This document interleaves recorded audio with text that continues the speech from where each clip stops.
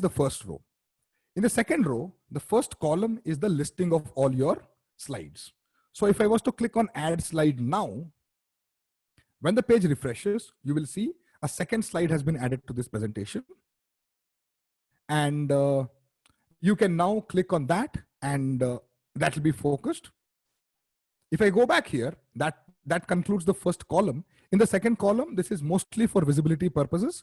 You also have a way to go next and previous in the slides by clicking these buttons. The third column on the right side is the most important one because all the magic happens here. So let's take a look at it one after the other. The selected tab at the moment is called text. And in here is heading, subheading, notes, and reactions. So this is a heading. So if I click in it, I delete, like I did in the presentation title itself. If I delete the heading of this slide from slide type demonstration to slide type demo, see that nothing is happening here. But the moment you click out of it is when it instantly gets updated. This has been saved in the database and you will never have to hit a save button or remember to save or any of those things. Subheading is once again like this. I can type subheading here. Once I'm done, it appears right under it in smaller fonts. And then there are slide notes for your reference only. So even though I click outside and slide notes are saved, if I was to click outside, this will not appear on your slide here. So if I'm to click on present, that will never appear here. The slide notes are saved and saved for your reference only. Under it, you will see reactions. Let me just click on the heart icon and the question mark icon for now. See what happens when I hit on present. Under here, in the bottom right corner, if you observe, there is a heart icon and there is a question mark icon. This is the icon which can be interacted with by your participants. Any participant who goes on guest.dexter.io, enters 388152, will now be seeing an option to hit either the heart icon or the question mark icon. And if they do it, that interaction will immediately show here as the count. Okay. So I go here, I hit escape. I can click or for enable or disable of any of these four icons and we are good to go. This that you saw just now is basically one type of slide, and that type of slide is called title page. A title page has a heading and a subheading. If I was to create a different kind of slide, what I'm going to do is I am going to now click on a second slide, which I had just added a while ago. I go here and I can see that I can change this from title page to bullet page. If I do that, what will happen is that I have access to something called bullets and under it a button that says add. If you notice in the first one, when I was looking at this, the title, the slide type being the title page, I have only got heading and subheading.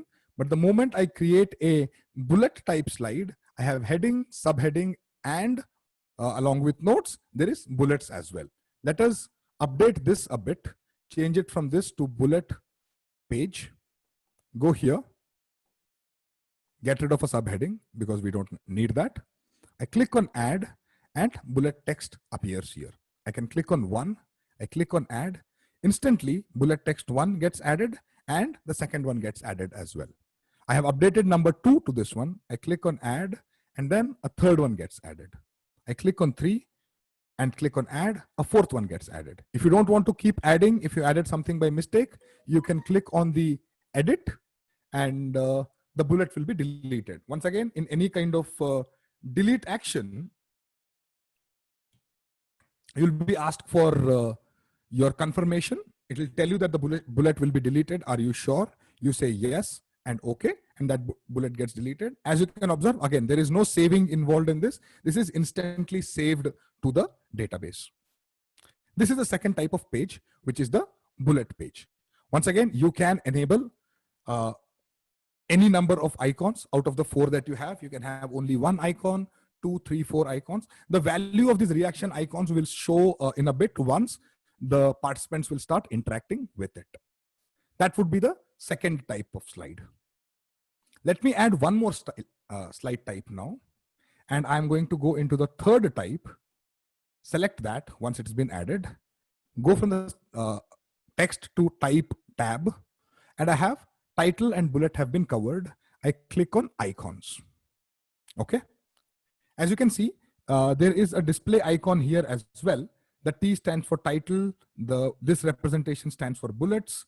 This stands for I for icon. And you can get a quick idea of what this is from there as well. So if I select this, and I'll just change the title so we remember which one is which one. This is icons page. I go here, I get rid of the subheading, I come to this page, and if you see, once again, it looks very much like how bullets would look. I can click on bullets, and in here, I'm going to change this from icon bullet to icon and type 1 into this. I click on add. What happens, if you see, is that there is icon text visible here. On top of that, there is this strange line in white, and yet one more that looks like this. So I could do here icon text 2. I add one more and I change that to icon text 3. Once again, if you by mistake add something or want to change something, you can always hit on this delete icon. But if you observe right next to the delete icon, there is yet another button-like thing with 3 dots in it. That is where you select the icon. So I could click on this and I will get a list of all the possible icons that I can select from. So if I wanted to select, let us say anchor, okay, that appears right here. I could click another one. I could say bicycle, and that comes right here as well. I go to the third one and I say select book, and these 3 things come here. This is what an icon page looks like. It is slightly different from the bullets page in the sense that 1, it looks very different, and 2, along with the bullet text, you also have an option to select an icon. That would be the third type of page. Let's say I wanted to add a 4th type of page now. I click on add slide. The 4th slide page appears. I click on the 4th added one. I go to type. I click on image. Okay. Now you see something different happened here. The image, this image of the galaxy, dark background or whatever, is no longer covering the full image, but part image. It's almost like it has been framed. Let me get the heading changed to image slide. Step out of it, change the title. I select the subheading, get rid of that. Click here. And now I have an image slide with a title here. Let me take you to another place in the tab which says colors/image. We will revisit this in much more detail in a while, but right now for image slide, you have an option to go here and you have an option to click on this and basically be able to select an image. If you select an image from your computer, what is going to happen is that it is going to upload the image for you and immediately change that for the audience. This image, the other good thing that happens with an image type slide is that it is visible on your audience's phone as well. So once in a while, if you want to show a high quality image to your participants and the internet connection on the shared screen is not that great, then showing this image on their mobile device as participant is going to make them much more appreciate the quality of the image or the concept that you're trying to explain. That takes care of the image slide. Let me click on add slide once more and let me add a 5th type of slide, which is a video slide. So if I was to click on video now, see instantly what happens. There is a message that comes up which says no video file selected. Basically, you can link to a YouTube video, there is no opportunity for you to upload a video of your own, because those videos can be heavy files. They are best handled by professional services like YouTube, which are dedicated for video hosting. So if you have a video file, you might want to upload that to YouTube, get the link from there, and then post it here. So let me see what I can do. I am going to say video slide. I'm going to get rid of this subheading. Okay, it still says no video file selected. Once again, if I go back to colors/image, what will happen? Where you had background image selection, now it has a YouTube link. Okay, so let me now go and get something from YouTube. If I go to YouTube and I see a video that I like,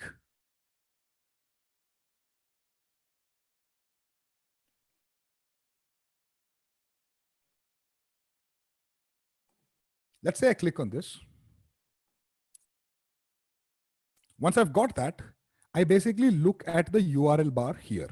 Pay attention. Don't copy from anywhere else other than this place. If you look at the URL bar, you can copy this. I'm doing Control-C or Command-C on Mac. I close this. I come and paste my video link here. Once I hit out of that, immediately that video is going to come appear here, and you can click on it and you play. One small caveat here. Let us say I make one small mistake and I don't copy it right, or something goes wrong and I paste something that does not exist. I click on this. Let's say I remove the last K, for example. I click out. Obviously, the system is not going to understand that this video does not exist.